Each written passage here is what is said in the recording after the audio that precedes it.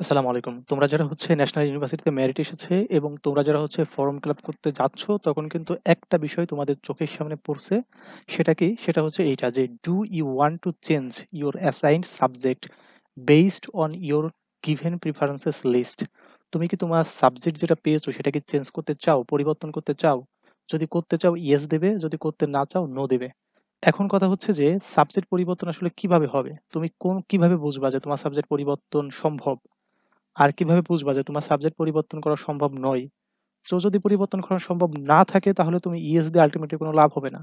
আর যদি পরিবর্তন করা সম্ভব হয় এবং তুমি তারপরে কোন সাবজেক্ট পেতে পারো, এই সম্পর্কে তোমাকে বুঝতে হবে। এখন আসো যে কি হইছে প্রেফারেন্সেস লিস্ট অনুযায়ী তোমার এই সাবজেক্টটা পরিবর্তন সম্ভব হবে। যেমন এইখানে দেখো একটা স্টুডেন্ট কি পেয়েছে? পলিটিক্যাল সায়েন্স পেয়েছে। হ্যাঁ? পলিটিক্যাল সায়েন্স একটা স্টুডেন্ট পলিটিক্যাল সায়েন্স পেয়েছে ১ম মেরিটে। এখন সে যদি এখানে ইয়েস দেয়, হ্যাঁ, আমি আমার সাবজেক্ট পরিবর্তন করতে চাই, তাহলে আমরা দেখি সে কি তার সাবজেক্ট পরিবর্তন হবে কি না। এখন যদি আমরা আমাদের এই স্টুডেন্টের সাবজেক্ট চয়েস লিস্টটা দেখি তাহলে আমরা এখানে দেখতে পাবো যে political science, social science, psychology, sociology, English, Bangla মানে এই যে ১ থেকে ১২ নাম্বার পর্যন্ত এইভাবে সিরিয়ালে আছে। এবং সে পেয়েছে কোনটা? সে কিন্তু পলিটিক্যাল সায়েন্সটা পেয়ে গেছে। পলিটিক্যাল সায়েন্সটা পেয়ে গেছে। তার ফার্স্ট এ কোনটা ছিল? Political science. তার চয়েসের ১ম এই ছিল পলিটিক্যাল সায়েন্স এবং সে কিন্তু পলিটিক্যাল সায়েন্স পেয়ে গেছে। তার মানে সে যতই ইয়েস দিক, সে কিন্তু পলিটিক্যাল আর কোন সাবজেক্ট পাবে না। মানে এই পলিটিক্যাল সায়েন্সই পাবে। মানে তার সাবজেক্ট চেঞ্জ হবে না, তার পলিটিক্যাল সায়েন্স এ থাকবে। কারণ ১ নাম্বারে এইটা আছে। হুম?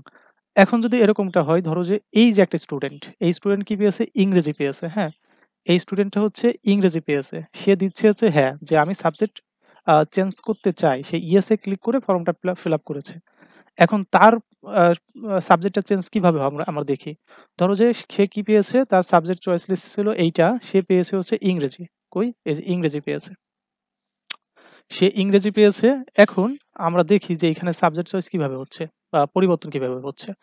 ধরো যদি কখনো সোসিওলজিতে সিট খালি হয়ে যায়, তাহলে সে যেহেতু সাবজেক্ট চয়েস পরিবর্তনের জায়গায় ইয়েস ক্লিক করেছে, তাহলে সে সোসিওলজিতে মাইগ্রেশন হয়ে যাবে। যদি সোশ্যাল ওয়ার্কে আ কোনো সিট খালি হয়, তাহলে তার সোশ্যাল ওয়ার্কে মাইগ্রেশন হয়ে যাবে। যদি পলিটিক্যাল সায়েন্স এ সিট খালি হয়, তাহলে তার পলিটিক্যাল সায়েন্স এ মাইগ্রেশন হয়ে যাবে। অর্থাৎ তুমি নিচে থাকলে তুমি ইয়েস করে রাখলে ওইখানে, তুমি ইয়েস করে রাখলে আস্তে, আস্তে উপরের দিকে যেতে পারবে। কিন্তু তুমি যদি ১ নাম্বারটা পেয়ে যাও, তাহলে আল্টিমেটলি তোমার নিচে আসার কোনো সম্ভাবনা নাই। নিচে আসার কোনো সম্ভাবনা নাই। তোমার ওইখানে ইয়েস বা নো দেওয়ার কোনো যৌক্তিকতাই নেই। তোমার এখানে নো দিয়ে করতে হবে। ইয়েস দিলেও তোমার সাবজেক্ট পরিবর্তন হবে না। আর এই সাবজেক্ট গুলো কিভাবে পরিবর্তন হয়? ধরো সোসিওলজিতে যদি কেউ ভর্তি না হয়, এখানে যদি আসন সংখ্যা খালি থাকে তাহলে তোমাকে সোসিওলজিতে মাইগ্রেট করা হবে। সো এইভাবে সাবজেক্ট পরিবর্তন হচ্ছে। তো আশা করি তোমরা বুঝতে পেরেছো যে কখন তোমাদের সাবজেক্ট পরিবর্তন হবে আর কখন তোমাদের সাবজেক্ট পরিবর্তন হবে না। তো যদি ভিডিওটা ভালো লেগে থাকে অবশ্যই তোমরা আমার চ্যানেলটি সাবস্ক্রাইব করে রাখবা। আর খুবই দ্রুত তোমরা ফর্মটা ফিল আপ করে বসো। আ যতগুলো টাকা পে করতে হয় সবগুলো করে দাও। কারণ খুব দ্রুতই তোমাদের এই কার্যক্রমটা সম্পূর্ণ করতে হবে। সো ভালো থেকো, আমার চ্যানেলের সাথে থাকো। কোনো প্রয়োজন হলে ভিডিওর কমেন্ট বক্সে তুমি কমেন্ট করো। আল্লাহ হাফেজ।